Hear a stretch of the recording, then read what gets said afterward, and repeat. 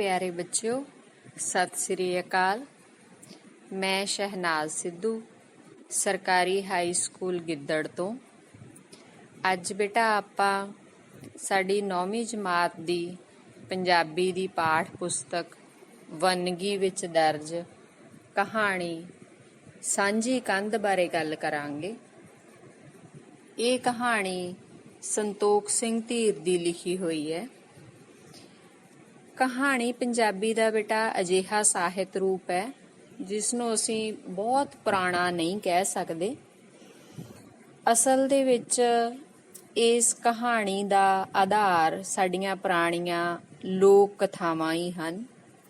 ਲੋਕ ਕਥਾਵਾਂ ਤੋਂ ਹੀ ਬਦਲਵਾਂ ਰੂਪ ਲੈ ਕੇ ਅੱਜ ਦੀ ਨਿੱਕੀ ਕਹਾਣੀ ਨੇ ਜਨਮ ਲਿਆ। ਪੀੜ੍ਹੀ ਦਰ ਪੀੜ੍ਹੀ ਲੋਕ ਕਥਾਵਾਂ ਸਾਡੇ ਸੱਭਿਆਚਾਰ ਦਾ ਅੰਗ ਬਣ ਗਈਆਂ ਤੇ ਉਹ ਹਜੇ ਤੱਕ ਵੀ ਪ੍ਰਚਲਿਤ ਨੇ। ਪਰੰਤੂ ਸਭ ਤੋਂ ਪਹਿਲਾਂ ਇਹ ਮੰਨਿਆ ਜਾਂਦਾ ਹੈ ਕਿ ਅੰਗਰੇਜ਼ਾਂ ਨੇ ਜਦੋਂ ਭਾਰਤ ਵਿੱਚ ਪ੍ਰਵੇਸ਼ ਕੀਤਾ ਅਤੇ ਇੱਥੇ ਆ ਕੇ ਉਹਨਾਂ ਨੇ ਅੰਗਰੇਜ਼ੀ ਵਿੱਦਿਆ ਦਾ ਪਸਾਰ ਕਰਨਾ ਸ਼ੁਰੂ ਕਰਤਾ ਤਾਂ ਉਹਨਾਂ ਦੇ ਸਾਹਿਤ ਦਾ ਵੀ ਪਸਾਰ ਸ਼ੁਰੂ ਹੋਇਆ, ਜਿਸ ਦੇ ਨਾਲ ਸਾਡੇ ਭਾਰਤੀਆਂ ਤੇ ਉਹਨਾਂ ਦੇ ਸਾਹਿਤ ਦਾ ਕਾਫੀ ਪ੍ਰਭਾਵ ਪਿਆ ਤੇ ਜਿਸ ਦੇ ਫਲਸਰੂਪ ਪੰਜਾਬੀ ਸਾਹਿਤ ਵਿੱਚ ਵੀ ਆਧੁਨਿਕ ਨਿੱਕੀ ਕਹਾਣੀ ਦਾ ਪ੍ਰਵੇਸ਼ ਹੋਇਆ। ਤਾਂ ਇਹ ਜਿਹੜੀ ਨਿੱਕੀ ਕਹਾਣੀ ਹੈ ਇਹ ਆਰਥਿਕ ਅਦਲਾ ਬਦਲੀ ਜਾਂ ਸਨਅਤੀ ਕ੍ਰਾਂਤੀ ਦੇ ਫਲਸਰੂਪ ਪੈਦਾ ਹੋਈ। ਭਾਰਤ ਵਿੱਚ ਨਿੱਕੀ ਕਹਾਣੀ ਉਮਰ ਦੇ ਵਿੱਚ ਬਹੁਤੀ ਵੱਡੀ ਨਹੀਂ, ਇਸੇ ਲਈ ਇਸ ਦਾ ਬਹੁਤਾ ਜ਼ਿਆਦਾ ਲੰਬਾ ਇਤਿਹਾਸ ਨਹੀਂ ਦੂਸਰੇ ਸਾਹਿਤ ਰੂਪਾਂ ਜਿੰਨਾ, ਪਰੰਤੂ ਫਿਰ ਵੀ ਇੰਨੇ ਥੋੜੇ ਸਮੇਂ ਦੇ ਵਿੱਚ ਹੀ ਨਿੱਕੀ ਕਹਾਣੀ ਹੈ ਜਿਹੜੀ ਉਸਨੇ ਸੰਤੋਸ਼ਜਨਕ ਤੇ ਮਾਣ ਭਰੀ ਉੱਨਤੀ ਕੀਤੀ ਹੈ ਤੇ ਇਸ ਤੋਂ ਅਸੀਂ ਹੋਰ ਵੀ ਭਵਿੱਖ ਦੇ ਵਿੱਚ ਬਹੁਤ ਵੱਡੀ ਆਸ ਰੱਖਦੇ ਹਾਂ। ਤਾਂ ਇਹ ਸਾਹਿਤ ਰੂਪ ਸਾਡੀਆਂ ਲੋਕ ਕਥਾਵਾਂ ਤੋਂ ਅੰਗਰੇਜ਼ੀ ਸਾਹਿਤ ਤੋਂ ਰੂਪ ਬਦਲਦਾ ਅੱਜ ਤੱਕ ਸਾਡੇ ਸਾਹਮਣੇ ਜਿਸ ਰੂਪ ਦੇ ਵਿੱਚ ਹੈ ਉਸ ਦੀ ਅਸੀਂ ਅੱਜ ਇੱਕ ਉਦਾਹਰਨ ਸਾਂਝੀ ਕੰਧ ਕਹਾਣੀ ਦੇ ਰਾਹੀਂ ਸਮਝਾਂਗੇ। ਇਹ ਕਹਾਣੀ ਬੇਟਾ ਸੰਤੋਖ ਸਿੰਘ ਧੀਰ ਨੇ ਲਿਖੀ ਹੈ। ਜਿਵੇਂ ਮੈਂ ਤੁਹਾਨੂੰ ਦੱਸਿਆ, ਇਹ ਕਹਾਣੀਕਾਰ ਨਿੱਕੀ ਕਹਾਣੀ ਦੇ ਸਾਹਿਤ ਦੇ ਵਿੱਚ ਦੂਸਰੇ ਪੜਾਅ ਦਾ ਕਹਾਣੀਕਾਰ ਮੰਨਿਆ ਜਾਂਦਾ ਹੈ, ਯਾਨੀ ਕਿ ਮੋਢੀ ਕਹਾਣੀਕਾਰ ਹੈ ਜਿਹੜੇ ਉਹਨਾਂ ਨਾਲੋਂ ਦੂਸਰੇ ਪੜਾਅ ਤੱਕ ਕਹਾਣੀ ਦਾ ਰੂਪ ਕਾਫੀ ਬਦਲ ਗਿਆ ਸੀ। ਤਾਂ ਇਹ ਕਹਾਣੀਕਾਰ ਪ੍ਰਗਤੀਵਾਦੀ ਤੇ ਯਥਾਰਥਵਾਦੀ ਸੋਚ ਰੱਖਣ ਵਾਲਾ ਵਿਅਕਤੀ ਹੈ। ਪ੍ਰਗਤੀਵਾਦ ਤੇ ਯਥਾਰਥਵਾਦ ਤੋਂ ਮੈਂ ਤੁਹਾਨੂੰ ਸੰਖੇਪ ਜਿਹਾ ਅਰਥ ਦੱਸਦੀ ਹਾਂ ਕਿ ਆਪਣੇ ਆਲੇ ਦੁਆਲੇ ਸਮਾਜ ਦੇ ਵਿੱਚ ਇੱਕ ਕ੍ਰਾਂਤੀ ਲਿਆਉਣ ਦੀ ਭਾਵਨਾ ਮਨ ਦੇ ਵਿੱਚ ਰੱਖਣੀ, ਇੱਕ ਬਦਲਾਵ ਲਿਆਉਣ ਦੀ ਭਾਵਨਾ ਮਨ ਦੇ ਵਿੱਚ ਰੱਖ ਕੇ ਜਿਹੜੇ ਸੱਚ ਹੈ ਉਸ ਨੂੰ ਕਹਾਣੀਆਂ ਦੇ ਵਿੱਚ ਪੇਸ਼ ਕਰਨਾ। ਤਾਂ ਇਸ ਤਰ੍ਹਾਂ ਦੀ ਸੋਚ ਰੱਖਣ ਵਾਲਾ ਇਹ ਇੱਕ ਪ੍ਰਤੀਨਿਧ ਕਹਾਣੀਕਾਰ ਹੈ। ਸੰਤੋਖ ਸਿੰਘ ਧੀਰ ਦਾ ਜਨਮ ਬੇਟਾ ਉਹਨਾਂ ਦੇ ਨਾਨਕੇ ਪਿੰਡ ਬੱਸੀ ਪਠਾਣਾ ਜ਼ਿਲ੍ਹਾ ਫਤਿਹਗੜ੍ਹ ਸਾਹਿਬ ਵਿਖੇ ਹੋਇਆ। ਉਹਨਾਂ ਨੇ 2 ਦਸੰਬਰ 1920 ਈਸਵੀ ਵਿੱਚ ਜਨਮ ਲਿਆ। ਉਹਨਾਂ ਦੀ ਮਾਤਾ ਦਾ ਨਾਂ ਯਮਨਾ ਦੇਵੀ ਤੇ ਪਿਤਾ ਸ਼੍ਰੀ ਈਸ਼ਰ ਸਿੰਘ ਸੀ। ਉਹਨਾਂ ਦਾ ਜੱਦੀ ਪਿੰਡ ਹੈ ਜਿਹੜਾ ਉਹ ਡੜਹੇੜੀ ਜ਼ਿਲ੍ਹਾ ਲੁਧਿਆਣਾ ਦੇ ਵਿੱਚ ਹੈ। ਉਹਨਾਂ ਨੇ 10ਵੀਂ ਤੇ ਗਿਆਨੀ ਤੱਕ ਪੜ੍ਹਾਈ ਪ੍ਰਾਪਤ ਕੀਤੀ ਤੇ ਕੁਝ ਦੇਰ ਉਹ ਸਕੂਲ ਦੇ ਵਿੱਚ ਅਧਿਆਪਕ ਵਜੋਂ ਸੇਵਾ ਵੀ ਨਿਭਾਉਂਦੇ ਰਹੇ, ਪਰੰਤੂ ਜ਼ਿਆਦਾ ਸਮਾਂ ਉਹਨਾਂ ਨੇ ਸੁਤੰਤਰ ਲੇਖਣ ਦੇ ਵਜੋਂ ਹੀ ਕੰਮ ਕੀਤਾ, ਯਾਨੀ ਕਿ ਜ਼ਿਆਦਾ ਸਮਾਂ ਉਹਨਾਂ ਨੇ ਆਪਣੀ ਲਿਖਤ ਨੂੰ ਹੀ ਦਿੱਤਾ।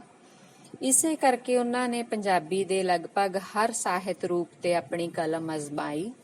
ਉਹਨਾਂ ਨੇ ਕਵਿਤਾਵਾਂ ਵੀ ਲਿਖੀਆਂ, ਨਾਵਲ ਵੀ ਲਿਖੇ, ਕਹਾਣੀਆਂ ਵੀ ਲਿਖੀਆਂ, ਸਫ਼ਰਨਾਮਾ ਵੀ ਲਿਖਿਆ, ਸਵੈ ਜੀਵਨੀ ਵੀ ਲਿਖੀ, ਅਨੁਵਾਦ ਵੀ ਕੀਤਾ ਤੇ ਲਗਭਗ ਹਰ ਖੇਤਰ ਦੇ ਵਿੱਚ ਹੀ ਪ੍ਰਸਿੱਧੀ ਪ੍ਰਾਪਤ ਕੀਤੀ। ਉਹਨਾਂ ਦੇ ਪ੍ਰਮੁੱਖ ਕਾਵ ਸੰਗ੍ਰਹਿ ਯਾਨੀ ਕਿ ਕਵਿਤਾ ਦੀਆਂ ਕਿਤਾਬਾਂ ਨੇ ਜਿਹੜੀਆਂ ਉਹ ਹੈਗੀਆਂ ਨੇ ਪੌ ਫਟਾਲਾ, ਧਰਤੀ ਮੰਗਦੀ ਮੀਂਹ ਵੇ, ਪਤਝੜੇ ਪੁਰਾਣੇ, ਬਿਰਹੜੇ, ਅੱਗ ਦੇ ਪੱਤੇ, ਸੰਜੀਵਨੀ, ਆਉਣ ਵਾਲਾ ਸੂਰਜ, ਕੋਧਰੇ ਦਾ ਗੀਤ। ਤੇ ਉਹਨਾਂ ਦੇ ਪ੍ਰਸਿੱਧ ਨਾਵਲ ਨੇ ਯਾਦਗਾਰ, ਮੈਨੂੰ ਇੱਕ ਸੁਪਨਾ ਆਇਆ, ਨਵਾਂ ਜਨਮ, ਸ਼ਰਾਬੀ। ਉਹਨਾਂ ਦੀ ਸਵੈ ਜੀਵਨੀ ਦਾ ਨਾਂ ਮੇਰੀ ਕਲਮ ਅਤੇ ਬ੍ਰਹਿਸਪਤੀ ਹੈ। ਉਹਨਾਂ ਦਾ ਸਫ਼ਰਨਾਮਾ ਮੇਰੀ ਇੰਗਲੈਂਡ ਯਾਤਰਾ ਹੈ ਅਤੇ ਉਹਨਾਂ ਨੇ ਕਬੀਰ ਰਚਨਾਵਲੀ ਅਨੁਵਾਦਿਤ ਕੀਤੀ। ਇਹ ਕੁਝ ਪੁਸਤਕਾਂ ਉਹਨਾਂ ਦੀਆਂ ਵਰਣਨਯੋਗ ਪੁਸਤਕਾਂ ਨੇ। ਇਸ ਤੋਂ ਇਲਾਵਾ ਕਹਾਣੀ ਦੇ ਖੇਤਰ ਦੇ ਵਿੱਚ ਉਹਨਾਂ ਨੇ ਜਿਹੜੀਆਂ ਕਹਾਣੀ ਦੀਆਂ ਪੁਸਤਕਾਂ, ਕਹਾਣੀ ਸੰਗ੍ਰਹਿ ਲਿਖੇ ਉਹ ਹਨ ਸਿੱਟਿਆਂ ਦੀ ਛਾਂ, ਸਵੇਰ ਹੋਣ ਤੱਕ, ਸਾਂਝੀ ਕੰਧ, ਸ਼ਰਾਬ ਦਾ ਗਲਾਸ, ਊਸ਼ਾ ਭੈਣ ਜੀ ਚੁੱਪ ਹਨ ਅਤੇ ਪੱਖੀ। ਇਹਨਾਂ ਵਿੱਚੋਂ ਜਿਹੜਾ ਪੱਖੀ ਕਹਾਣੀ ਸੰਗ੍ਰਹਿ ਉਸ ਨੂੰ 1996 ਈਸਵੀ ਦੇ ਵਿੱਚ ਸਾਹਿਤ ਅਕਾਦਮੀ ਦਿੱਲੀ ਤੋਂ ਪੁਰਸਕਾਰ ਵੀ ਪ੍ਰਾਪਤ ਹੋਇਆ। ਭਾਸ਼ਾ ਵਿਭਾਗ ਪੰਜਾਬ ਨੇ ਵੀ ਆਪ ਨੂੰ ਸ਼੍ਰੋਮਣੀ ਪੰਜਾਬੀ ਸਾਹਿਤਕਾਰ ਪੁਰਸਕਾਰ ਦਿੱਤਾ। ਹੋਰ ਅਨੇਕਾਂ ਹੀ ਇਨਾਮ ਸਨਮਾਨ ਆਪ ਨੂੰ ਮਿਲੇ। ਇਹ ਆਪਣੀ ਪਾਠ ਪੁਸਤਕ ਦੇ ਵਿੱਚ ਦਰਜ ਕਹਾਣੀ ਸਾਂਝੀ ਕੰਧ ਇਹ ਸੰਤੋਖ ਸਿੰਘ ਧੀਰ ਦੀ ਪ੍ਰਤੀਨਿਧ ਕਹਾਣੀ ਹੈ। ਪ੍ਰਤੀਨਿਧ ਯਾਨੀ ਕਿ ਪ੍ਰਮੁੱਖ ਕਹਾਣੀ ਜਿਹੜੀ ਬਹੁਤ ਪ੍ਰਸਿੱਧ ਹੋਈ। ਇਹ ਕਹਾਣੀ ਪੇਂਡੂ ਪਰਿਵਾਰ ਦੇ ਨਾਲ ਸੰਬੰਧ ਰੱਖਦੀ ਹੈ। ਇਸ ਕਹਾਣੀ ਦੇ ਵਿੱਚ ਅਸੀਂ ਦੇਖਾਂਗੇ ਜੋ ਵੀ ਘਟਨਾਵਾਂ ਵਾਪਰਦੀਆਂ ਨੇ ਉਹ ਸਾਨੂੰ ਕੋਈ ਬਹੁਤੀਆਂ ਓਪਰੀਆਂ ਨਹੀਂ ਲੱਗਦੀਆਂ। ਇਸੇ ਲਈ ਕਿਹਾ ਜਾਂਦਾ ਹੈ ਕਿ ਸੰਤੋਖ ਸਿੰਘ ਧੀਰ ਯਥਾਰਥਵਾਦੀ ਸੋਚ ਦਾ ਧਾਰਨੀ ਹੈ। ਜੋ ਆਸੇ-ਪਾਸੇ ਵਾਪਰਦਾ ਹੈ ਉਹਨਾਂ ਨੂੰ ਹੀ ਉਹ ਆਪਣੀ ਕਲਮ ਦੇ ਵਿੱਚ ਆਧਾਰ ਬਣਾਉਂਦਾ ਹੈ। ਤਾਂ ਬੇਟਾ ਆਪਣੇ ਆਸੇ-ਪਾਸੇ ਅਸੀਂ ਦੇਖਦੇ ਹਾਂ ਕਿ ਸਾਡੇ ਕਿਸਾਨੀ ਸੱਭਿਆਚਾਰ ਦੇ ਵਿੱਚ ਪਰਿਵਾਰਾਂ ਦੇ ਵਿੱਚ ਭਰਾਵਾਂ ਦੇ ਨਾਲ ਆਪਸੀ ਫੁੱਟ, ਲੜਾਈ ਝਗੜਾ ਹਰ ਜਗ੍ਹਾ, ਹਰ ਥਾਂ ਤੇ ਹਰ ਪਰਿਵਾਰ ਦੇ ਵਿੱਚ ਹੀ ਵੇਖਣ ਨੂੰ ਮਿਲਦਾ ਹੈ।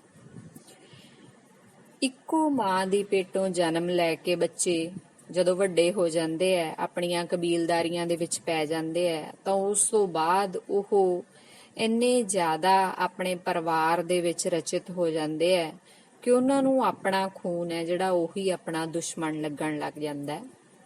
ਜਦੋਂ ਗੱਲ ਬਟਵਾਰੇ ਦੀ, ਵੰਡ ਦੀ, ਜਾਇਦਾਦ ਦੀ ਆਉਂਦੀ ਹੈ ਤਾਂ ਉਹ ਭਰਾਵਾਂ ਦੀ ਥਾਂ ਇੱਕ ਦੂਜੇ ਦੇ ਸ਼ਰੀਕ ਬਣ ਜਾਂਦੇ ਆ। ਤਾਂ ਸ਼ਰੀਕ ਬਣ ਕੇ ਇੱਕ ਦੂਸਰੇ ਦੇ ਨਾਲ ਲੜਾਈ ਝਗੜਾ, ਉਸ ਤੋਂ ਬਾਅਦ ਜੇ ਦੇਖਿਆ ਜਾਵੇ ਤਾਂ ਨੁਕਸਾਨ ਕਿਸ ਦਾ ਹੁੰਦਾ ਹੈ? ਲੜਾਈ ਝਗੜਾ ਹੁੰਦਾ ਕਿਉਂ ਹੈ? ਕਿਉਂ ਭਰਾ ਇੱਕ ਦੂਜੇ ਦੇ ਦੁਸ਼ਮਣ ਬਣ ਜਾਂਦੇ ਆ? ਬਹੁਤਾ ਕਰਕੇ ਇਸ ਦਾ ਕਾਰਨ ਕੋਈ ਨਾ ਕੋਈ ਉਪਰਾ ਵਿਅਕਤੀ ਹੁੰਦਾ ਹੈ ਜਿਸ ਦਾ ਪਰਿਵਾਰ ਦੇ ਵਿੱਚ ਦਖਲ ਜ਼ਿਆਦਾ ਹੁੰਦਾ ਹੈ। ਜਦੋਂ ਅਸੀਂ ਬਾਹਰੀ ਕਿਸੇ ਵਿਅਕਤੀ ਨੂੰ ਸਾਡੇ ਪਰਿਵਾਰ ਦੇ ਵਿੱਚ ਦਖਲ ਅੰਦਾਜ਼ੀ ਕਰਨ ਦੀ ਖੁੱਲ੍ਹ ਦਿੰਨੇ ਆ ਤਾਂ ਉਸ ਦੇ ਨਾਲ ਪਰਿਵਾਰ ਦੇ ਵਿੱਚ ਵੰਡੀਆਂ ਪੈ ਜਾਂਦੀਆਂ ਨੇ। ਵੰਡੀਆਂ ਤੋਂ ਬਾਅਦ ਇੱਕ ਦੂਜੇ ਦੇ ਨਾਲ ਬੋਲਚਾਲ ਵੀ ਬੰਦ ਹੋ ਜਾਂਦੀ ਹੈ ਤੇ ਭਰਾ ਸ਼ਰੀਕ ਬਣ ਕੇ ਇੱਕ ਦੂਸਰੇ ਦੇ ਦੁਸ਼ਮਣ ਬਣ ਜਾਂਦੇ ਆ। ਹੁਣ ਇਸ ਕਹਾਣੀ ਦੇ ਵਿੱਚ ਭਰਾ ਹੈ ਜਿਹੜੇ ਉਹ ਦੁਸ਼ਮਣ ਕਿਉਂ ਬਣਦੇ ਆ ਤੇ ਉਸ ਤੋਂ ਬਾਅਦ ਅਖੀਰ ਦੇ ਵਿੱਚ ਉਹ ਕੀ ਮਹਿਸੂਸ ਕਰਦੇ ਆ, ਤਾਂ ਆਪਾਂ ਸੰਤੋਖ ਸਿੰਘ ਧੀਰ ਦੀ ਕਹਾਣੀ ਸਾਂਝੀ ਕੰਧ ਦੇ ਰਾਹੀਂ ਦੇਖਦੇ ਆ। ਮੈਂ ਤੁਹਾਨੂੰ ਇਹ ਕਹਾਣੀ ਸੁਣਾਉਣੀ ਹੈ, ਤੁਸੀਂ ਇਸ ਕਹਾਣੀ ਨੂੰ ਧਿਆਨ ਦੇ ਨਾਲ ਸੁਣਨਾ ਹੈ। ਤਾਂ ਬੇਟਾ ਇਸ ਕਹਾਣੀ ਦੇ ਵਿੱਚ ਦੋ ਪਾਤਰ ਨੇ, ਇੱਕ ਕਪੂਰ ਸਿੰਘ ਹੈ ਤੇ ਇੱਕ ਦਰਬਾਰਾ ਸਿੰਘ ਹੈ। ਦੋਨੇ ਚਾਚੇ ਤਾਏ ਦੇ ਪੁੱਤਰ ਨੇ ਤੇ ਇਹਨਾਂ ਦੋਨਾਂ ਦੀ ਹੀ ਇਹ ਕਹਾਣੀ ਹੈ। ਕਪੂਰ ਸਿੰਘ ਹੈ ਜਿਹੜਾ, ਉਸ ਦਾ ਘਰ ਦੇ ਵਿੱਚ ਇੱਕ ਦੁਰਘਟਨਾ ਵਾਪਰ ਜਾਂਦੀ ਹੈ ਕਿ ਬਹੁਤ ਜ਼ਿਆਦਾ ਮੀਂਹ ਪੈਣ ਦੇ ਕਾਰਨ ਪਿੰਡ ਦੇ ਕਈ ਘਰ ਢਹਿ ਜਾਂਦੇ ਹੈ, ਜਿਸ ਦੇ ਵਿੱਚ ਕਪੂਰ ਸਿੰਘ ਦਾ ਘਰ ਹੈ ਜਿਹੜਾ ਉਹ ਵੀ ਢਹਿ ਜਾਂਦਾ ਹੈ ਤੇ ਉਹਦਾ ਇੱਕ ਖਣ ਵੀ ਸਾਬਤ ਨਹੀਂ ਰਹਿੰਦਾ। ਹੁਣ ਪੈਸੇ ਵੱਲੋਂ ਕਪੂਰ ਸਿੰਘ ਪਹਿਲਾਂ ਹੀ ਬਹੁਤ ਕਮਜ਼ੋਰ ਸੀ, ਮਸਾਂ ਆਪਦੀ ਕਬੀਲਦਾਰੀ ਤੋਰਦਾ ਸੀ। ਹੁਣ ਉਹਨੇ ਮਕਾਨ ਬਣਾਉਣਾ ਸੀ। ਮਕਾਨ ਲਈ ਉਹ ਕਰਜ਼ਾ ਵੀ ਲੈਣਾ ਚਾਹੁੰਦਾ ਹੈ ਪਰ ਉਹ ਕਰਜ਼ਾ ਉਹਨੂੰ ਨਹੀਂ ਮਿਲਦਾ ਕਿਉਂਕਿ ਬੜੀਆਂ ਸਿਫਾਰਸ਼ਾਂ ਚੱਲਦੀਆਂ ਨੇ ਉੱਥੇ ਹਾਰ ਕੇ ਉਹ ਆਪਣੀ 10 ਵਿਗੇ ਭੌਂ ਹੈ ਜਿਹੜੀ ਉਹ ਬੈ ਕਰ ਦਿੰਦਾ ਹੈ, ਕਿਉਂਕਿ ਕਿੰਨੀ ਦੇਰ ਉਹ ਦੂਜਿਆਂ ਦੇ ਘਰਾਂ ਦੇ ਵਿੱਚ ਆਪਣਾ ਪਰਿਵਾਰ ਰੱਖੇ। ਹੁਣ ਸਮੱਸਿਆ ਇਹ ਪੈਦਾ ਹੁੰਦੀ ਹੈ ਕਿ ਜਿੱਥੇ ਉਹਨੇ ਘਰ ਬਣਾਉਣਾ ਹੈ, ਸੱਜੇ ਪਾਸੇ ਦੀ ਕੰਧ ਹੈ ਜਿਹੜੀ ਉਹ ਚਾਚੀ ਰਾਮ ਕੌਰ ਨਾਲ ਸਾਂਝੀ ਹੈ, ਦੂਸਰੇ ਪਾਸੇ ਜਿਹੜਾ ਹੈ ਉਹ ਦਰਬਾਰੇ ਦਾ ਘਰ ਹੈ, ਪਿਛਲੇ ਪਾਸੇ ਚੰਨਣ ਸਿੰਘ ਚੀਨੀਆਂ ਰਹਿੰਦਾ ਹੈ। ਤਾਂ ਹੁਣ ਹਰ ਪਾਸੇ ਜਿਹੜੀਆਂ ਕੰਧਾਂ ਸਾਂਝੀਆਂ ਨਿਕਲਣੀਆਂ ਨੇ ਉਹਨਾਂ ਦਾ ਫੈਸਲਾ ਹੋ ਜਾਂਦਾ ਹੈ। ਚੰਨਣ ਸਿੰਘ ਚੀਨੀਆਂ ਤੇ ਚਾਚੀ ਰਾਮ ਕੌਰ ਨਾਲ ਉਹ ਸਾਂਝੀ ਕੰਧ ਕੱਢਣੀ ਮੰਨ ਲੈਂਦਾ ਹੈ ਜਾਂ ਉਹ ਮੰਨ ਜਾਂਦੇ ਨੇ। ਪਰ ਸਮੱਸਿਆ ਆਉਂਦੀ ਹੈ ਦਰਬਾਰੇ ਵਾਲੀ ਸਾਈਡ ਤੇ, ਦਰਬਾਰੇ ਵਾਲੇ ਪਾਸੇ ਜਿਹੜੀ ਕੰਧ ਹੈ ਇਹਦਾ ਝਗੜਾ ਹੈ ਜਿਹੜਾ ਉਹ ਵੱਧ ਰਿਹਾ ਹੈ। ਹੁਣ ਕਪੂਰਾ ਦਰਬਾਰੇ ਨੂੰ ਵਾਰ-ਵਾਰ ਕਹਿੰਦਾ ਹੈ ਕਿ ਆਪਾਂ ਕੰਧ ਕਰੀਏ, ਪਰ ਉਹ ਹਰ ਵਾਰ ਰੁੱਖਾ ਜਵਾਬ ਦਿੰਦਾ ਹੈ। ਅਸਲ ਦੇ ਵਿੱਚ ਉਹ ਕੰਧ ਦੇ ਲਈ ਕੋਈ ਅੱਧ ਦੇਣਾ ਮੰਨਦਾ ਨਹੀਂ। ਉਹਦਾ ਕਾਰਨ ਇਹ ਹੈ ਕਿ ਦਰਬਾਰਾ ਹੈ ਜਿਹੜਾ ਉਸਦਾ ਹਜੇ ਸਰਦਾ ਹੈ, ਭਾਵੇਂ ਕੰਧ ਉਹਦੀ ਬਹੁਤ ਮਾੜੀ ਹਾਲਤ ਦੇ ਵਿੱਚ ਸੀ ਤੇ ਢਹਿ ਗਈ, ਔਖਾ ਉਹਨੂੰ ਵੀ ਹੈ, ਪਰ ਅਸਲ ਦੇ ਵਿੱਚ ਇਸ ਪਾਸੇ ਉਸਦਾ ਡੰਗਰ ਵੱਛਾ ਹੈ। ਤਾਂ ਡੰਗਰ ਵੱਛਾ ਹੋਣ ਕਰਕੇ ਉਸਦੀ ਆਪਣੀ ਰਿਹਾਇਸ਼ ਥੋੜੀ ਦੂਰ ਹੈ, ਉਸਦੇ ਨਾਲ ਹੈ, ਰਿਹਾਇਸ਼ ਵਾਲਾ ਘਰ ਉਹਦਾ ਵਧੀਆ ਹੈ। ਤਾਂ ਹੁਣ ਜੇ ਉਹ ਥੋੜੀ ਬਹੁਤ ਦੇਰੀ ਵੀ ਕਰਦਾ ਹੈ ਤਾਂ ਉਹਦਾ ਸਰਦਾ ਹੈ। ਭਾਵੇਂ ਮਕਾਨ ਬਣਾਉਣਾ, ਇਹ ਕੰਧ ਕੱਢਣੀ ਉਸਦੀ ਵੀ ਮਜਬੂਰੀ ਹੈ, ਪਰ ਉਹ ਉਨੀ ਵੱਡੀ ਮਜਬੂਰੀ ਨਹੀਂ ਜਿੰਨੀ ਕਪੂਰ ਸਿੰਘ ਦੀ ਹੈ। ਹੁਣ ਦਰਬਾਰਾ ਹੈ ਜਿਹੜਾ ਉਹ ਰੱਸੀ ਦਾ ਸੱਪ ਬਣਿਆ ਹੋਇਆ, ਕੋਈ ਗੱਲ ਨਹੀਂ ਸੁਣਦਾ ਕਪੂਰ ਸਿੰਘ ਦੀ। ਉਹ ਗਲੀ ਗੁਆਂਢ ਮਿੱਤਰ ਪਿਆਰੇ ਹਰ ਕਿਸੇ ਨੂੰ ਹੀ ਕੋਈ ਰਾਹ ਨਹੀਂ ਦਿੰਦਾ। ਜਿਹੜਾ ਵੀ ਕੋਈ ਉਹਦੇ ਨਾਲ ਗੱਲ ਕਰਦਾ ਪਿੰਡ ਦਾ ਕਿ ਇਹ ਸਾਂਝੀ ਕੰਧ ਹੈ ਜਿਹੜੀ ਉਹ ਕੱਢ ਲੈਣੀ ਚਾਹੀਦੀ ਹੈ, ਉਹ ਕਿਸੇ ਦੀ ਗੱਲ ਨਹੀਂ ਸੁਣਦਾ। ਤਾਂ ਇੱਕ ਦਿਨ ਕਪੂਰ ਸਿੰਘ ਹੈ ਜਿਹੜਾ ਉਹ ਸੋਚਦਾ ਹੈ ਕਿ ਮੈਂ ਆਪ ਜਾ ਕੇ ਗੱਲ ਕਰਦਾ। ਜਦੋਂ ਉਹ ਉਹਦੇ ਘਰ ਜਾਂਦਾ ਤਾਂ ਪਤਾ ਲੱਗਦਾ ਹੈ ਕਿ ਉਹ ਪਟਵਾਰੀ ਦੇ ਘਰ ਗਿਆ ਹੋਇਆ। ਤਾਂ ਉਹ ਪਟਵਾਰੀ ਦੇ ਘਰ ਹੀ ਜਾਣ ਬਾਰੇ ਸੋਚ ਲੈਂਦਾ। ਅੱਗੇ ਪਟਵਾਰੀ, ਸਰਪੰਚ, ਲੰਬੜਦਾਰ ਤੇ ਹੋਰ ਕੁਝ ਆਦਮੀ ਵੀ ਬੈਠੇ ਹੁੰਦੇ ਆ। ਉੱਥੇ ਜਾ ਕੇ ਕਪੂਰ ਸਿੰਘ ਗੱਲ ਕਰਦਾ।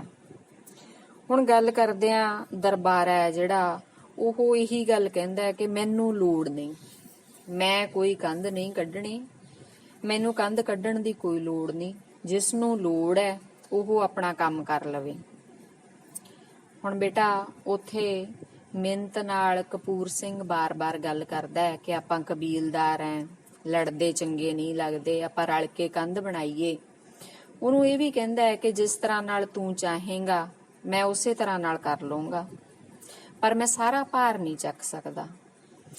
ਜੇ ਤੈਨੂੰ ਵੀ ਭਾਰ ਚੱਕਣਾ ਔਖਾ ਲੱਗਦਾ ਤੂੰ ਮੈਨੂੰ ਬਹੁਤਾ ਚੁਕਾ ਦੇ, ਯਾਨੀ ਕਿ ਆਪ ਤੂੰ ਥੋੜੇ ਜਿਹੜਾ ਹੈ ਪੈਸੇ ਉਹ ਵਿੱਚ ਪਾ ਦੀ, ਮੈਂ ਜ਼ਿਆਦਾ ਪਾ ਦਊਂਗਾ। ਪਰ ਦਰਬਾਰਾ ਸਿੰਘ ਉਹਦੀ ਕੋਈ ਗੱਲ ਨਹੀਂ ਮੰਨਦਾ।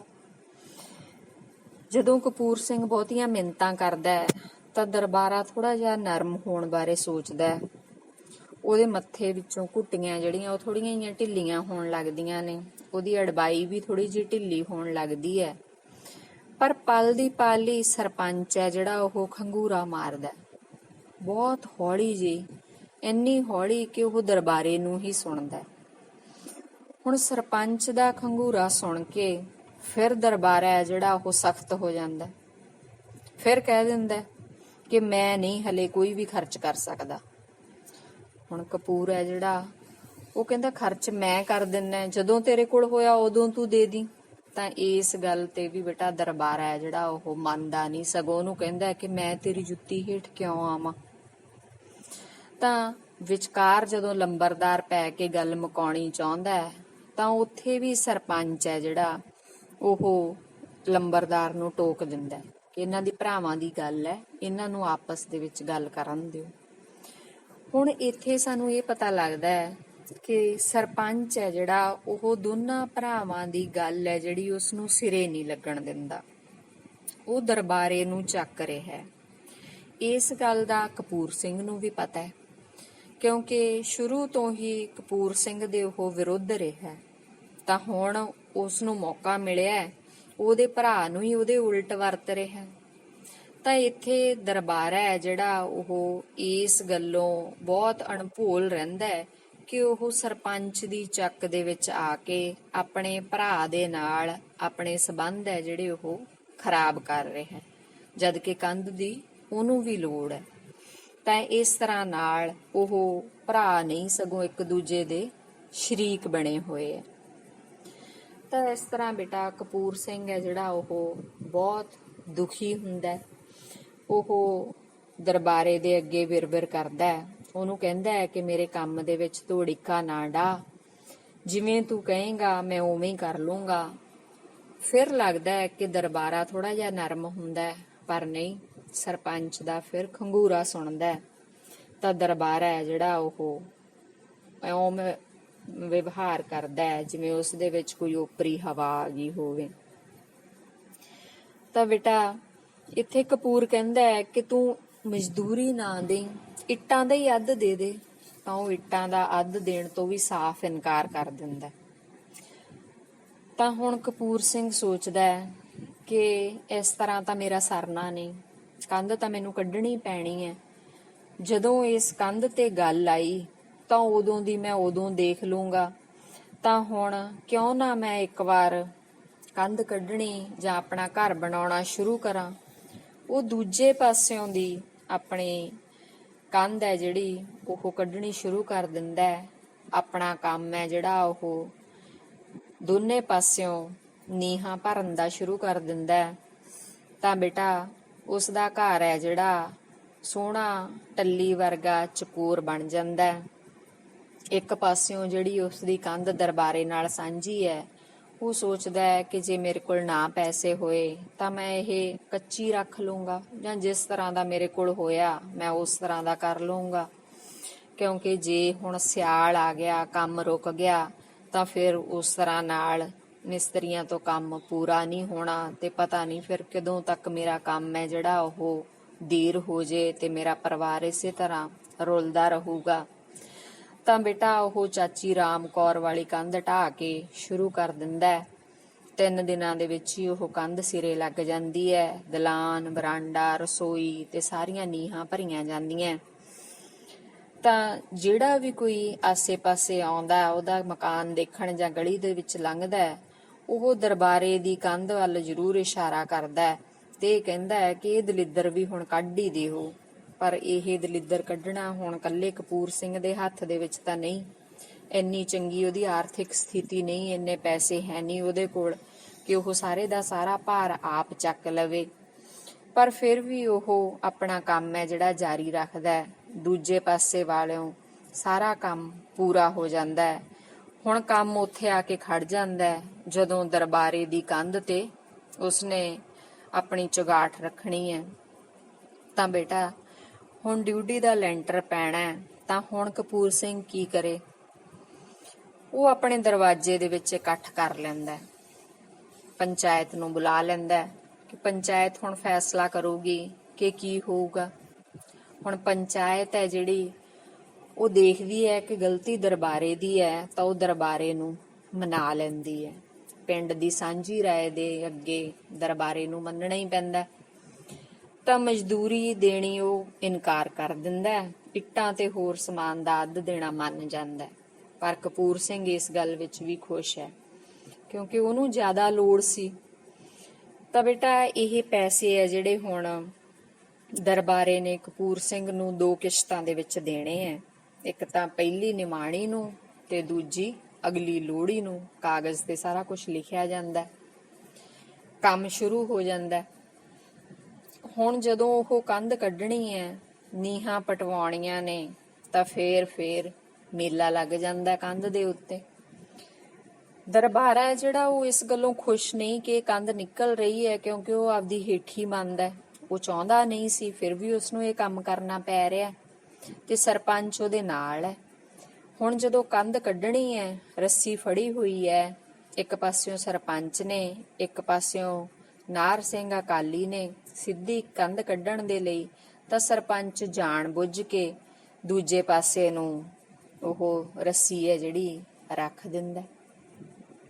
ਤਾਂ ਉੱਥੇ ਪਿੰਡ ਵਾਲੇ ਰੌਲਾ ਪਾ ਦਿੰਦੇ ਆ ਕਿ ਇਹ ਰੱਸੀ ਹੈ ਜਿਹੜੀ ਇਹ ਠੀਕ ਨਹੀਂ ਹੈਗੀ, ਤੁਸੀਂ ਕਪੂਰ ਸਿੰਘ ਵੱਲ ਇਹ ਰੱਸੀ ਹੈ ਜਿਹੜੀ ਜ਼ਿਆਦਾ ਕਰ ਦਿੱਤੀ। ਇਸ ਤਰ੍ਹਾਂ ਤਾਂ ਕੰਧ ਹੈ ਜਿਹੜੀ ਉਹ ਬਿਲਕੁਲ ਵਿੰਗੀ ਹੋ ਜਾਊਗੀ। ਤਾਂ ਮਤਲਬ ਇਹ ਹੈ ਬੇਟਾ ਕਿ ਕੰਮ ਜਦੋਂ ਹੋਣ ਲੱਗਦਾ ਹੈ ਤਾਂ ਉਸ ਕੰਮ ਦੇ ਵਿੱਚ ਅੜਿੱਕੇ ਪਾਏ ਜਾਂਦੇ ਹੈ ਉਸ ਵਿਅਕਤੀ ਦੁਆਰਾ ਜਿਹੜਾ ਨਹੀਂ ਚਾਹੁੰਦਾ ਕਿ ਦੋਨਾਂ ਦੀ ਆਪਸ ਦੇ ਵਿੱਚ ਬਣੇ, ਦੋਨਾਂ ਦਾ ਕੰਮ ਹੈ ਜਿਹੜਾ ਉਹ ਸੰਵਰੇ। ਤਾਂ ਇੱਥੇ ਦਰਬਾਰਾ ਹੈ ਜਿਹੜਾ ਉਹ ਪਹਿਲਾਂ ਹੀ ਖੁਸ਼ ਨਹੀਂ ਹੈ, ਤਾਂ ਉਹਨੂੰ ਇਉਂ ਲੱਗਦਾ ਹੈ ਕਿ ਕੰਧ ਹੈ ਜਿਹੜੀ ਮੇਰੇ ਵਾਲੇ ਪਾਸੇ ਜ਼ਿਆਦਾ ਕਰਤੀ, ਮੇਰੇ ਵਾਲੇ ਪਾਸੇ ਮਿਣਤੀ ਗਲਤ ਹੋ ਰਹੀ ਹੈ। ਇਸ ਗੱਲ ਦੇ ਵਿੱਚ ਉਹਨਾਂ ਦਾ ਲੜਾਈ ਝਗੜਾ ਹੋ ਜਾਂਦਾ ਹੈ। ਹੁਣ ਇਹ ਲੜਾਈ ਝਗੜਾ ਬੇਟਾ ਇੰਨਾ ਵੱਧ ਜਾਂਦਾ ਹੈ ਕਿ ਇੱਕ ਪਾਸਿਓਂ ਤਾਂ ਕਪੂਰ ਦਾ ਭਰਾ ਹੈ ਜਿਹੜਾ ਛੋਟਾ ਭਰਾ ਉਹ ਕੰਧਾੜੀ ਚੱਕ ਲਿਆਉਂਦਾ ਹੈ, ਦੂਜੇ ਪਾਸਿਓਂ ਦਰਬਾਰੇ ਦਾ ਭਤੀਜਾ ਗੰਡਾਸੀ ਚੱਕ ਕੇ ਆ ਜਾਂਦਾ ਹੈ।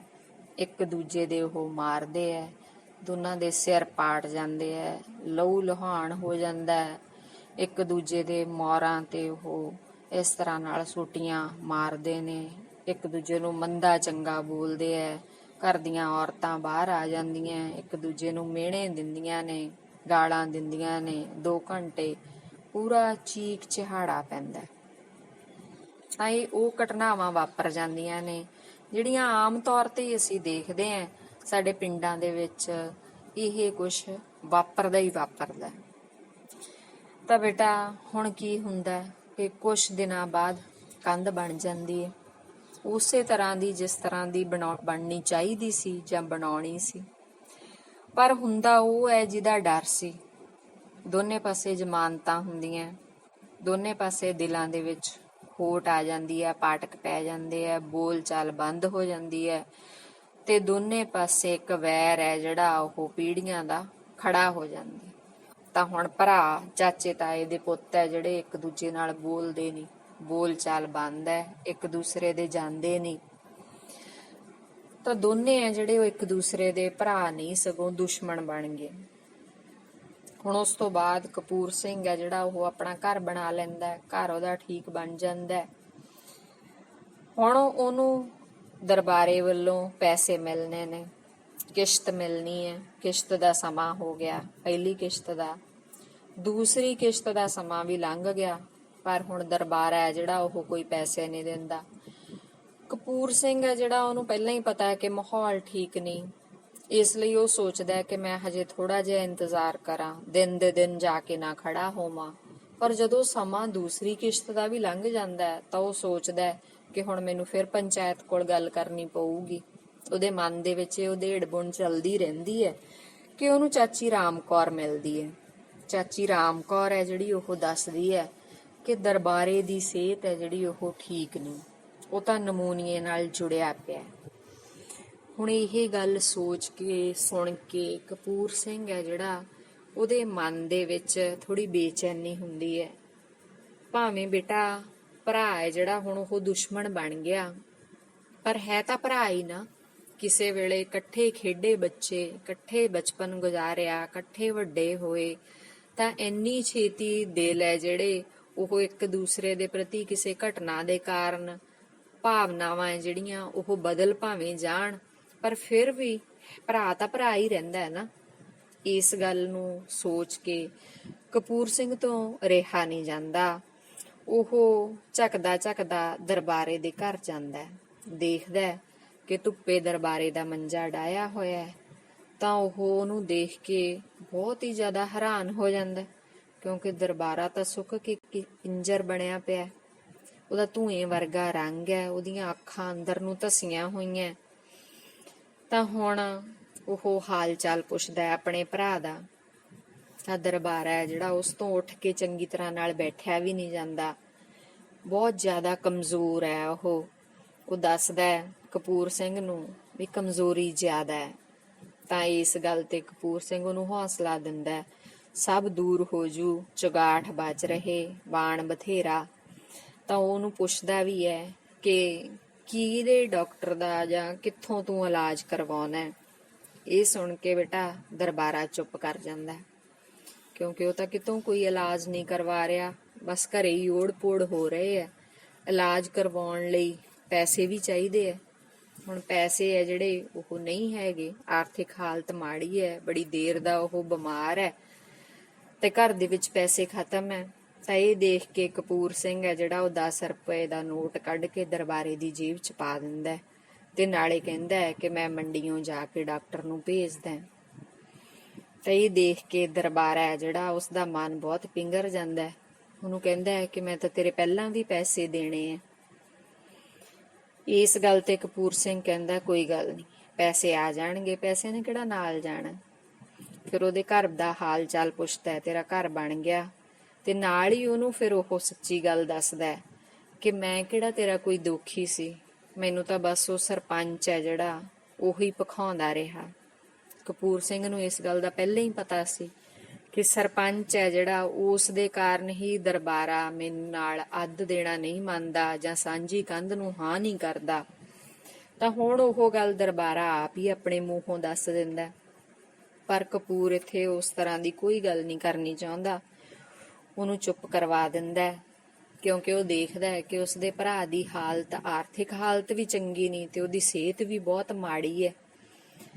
ਤਾਂ ਦੋਨਾਂ ਦੇ ਵਿੱਚ ਬੇਟਾ ਪੁਰਾਣੀ ਅਪਣੱਤ ਜਾਗ ਜਾਂਦੀ ਹੈ। ਇੱਥੇ ਦਰਬਾਰਾ ਹੈ ਜਿਹੜਾ ਉਹ ਕਪੂਰ ਦਾ ਹੱਥ ਫੜ ਕੇ ਕਹਿੰਦਾ ਹੈ ਆਪਣੀ ਬੇਟੀ ਬਾਰੇ ਕਿ ਆਪਾਂ ਹੁਣ ਉਸਦਾ ਰਿਸ਼ਤਾ ਕਰ ਦਈਏ, ਤੂੰ ਆਏਂਗਾ? ਤਾਂ ਕਪੂਰ ਸਿੰਘ ਕਹਿੰਦਾ ਹੈ ਕਿ ਹਾਂ ਮੈਂ ਜ਼ਰੂਰ ਆਊਂਗਾ। ਤਾਂ ਆਪਾਂ ਇਹ ਕੰਮ ਹੈ ਜਿਹੜਾ ਉਹ ਜ਼ਰੂਰ ਐਕਤੀ ਕਰ ਦਈਏ। ਤੇ ਉਹਦੇ ਚਿਹਰੇ ਤੋਂ ਦਰਬਾਰ ਹੈ ਜਿਹੜਾ ਉਸਦੇ ਚਿਹਰੇ ਤੇ ਹੁਣ ਬੇਟਾ ਹੰਝੂਆਂ ਦੀਆਂ ਘਰਾਲਾਂ ਵਗ ਪੈਂਦੀਆਂ ਨੇ। ਤਾਂ ਕਿੱਥੋਂ ਇਹ ਲੜਾਈ ਸ਼ੁਰੂ ਹੋਈ ਤੇ ਕਿੱਥੇ ਜਾ ਕੇ ਇਹ ਲੜਾਈ ਖਤਮ ਹੋਈ। ਹੁਣ ਦਰਬਾਰੇ ਦੀ ਜੋ ਵੀ ਹਾਲਤ ਹੈ, ਉਸਦੀ ਇਸ ਹਾਲਤ ਦੇ ਵਿੱਚ ਕੋਈ ਇਸ ਤਰ੍ਹਾਂ ਤਾਂ ਨਹੀਂ ਕਿ ਪਿੰਡ ਦਾ ਸਰਪੰਚ ਜਾਂ ਕੋਈ ਹੋਰ ਵਿਅਕਤੀ ਆ ਗਿਆ ਉਹਦੀ ਮਦਦ ਕਰਨ। ਉਸਦੀ ਮਦਦ ਤਾਂ ਉਸਦੇ ਭਰਾ ਨੇ ਹੀ ਕੀਤੀ ਨਾ।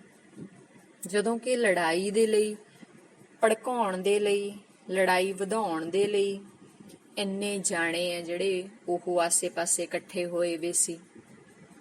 ਤਾਂ ਬੇਟਾ ਇਸ ਕਹਾਣੀ ਤੋਂ ਸਾਨੂੰ ਇਹ ਸਿੱਖਿਆ ਮਿਲਦੀ ਹੈ ਕਿ ਸਾਨੂੰ ਕਿਸੇ ਦੀ ਚੁੱਕ 'ਚ ਨਹੀਂ ਆਉਣਾ ਚਾਹੀਦਾ। ਚੁੱਕ ਵਿੱਚ ਆ ਕੇ ਆਪਣੇ ਰਿਸ਼ਤੇ ਹੈ ਜਿਹੜੇ ਉਹ ਖਤਮ ਨਹੀਂ ਕਰ ਲੈਣੇ ਚਾਹੀਦੇ, ਕਿਉਂਕਿ ਭਰਾ ਹੈ ਜਿਹੜਾ ਉਹ ਹਮੇਸ਼ਾ ਭਰਾ ਹੀ ਰਹਿੰਦਾ ਹੈ। ਉਹ ਤੁਹਾਡਾ ਦੂਸਰਿਆਂ ਨਾਲੋਂ ਜ਼ਿਆਦਾ ਚੰਗਾ ਲੋੜਦਾ ਹੈ, ਤੁਹਾਡੇ ਬਾਰੇ ਦੂਸਰਿਆਂ ਨਾਲੋਂ ਜ਼ਿਆਦਾ ਸੋਚਦਾ ਹੈ।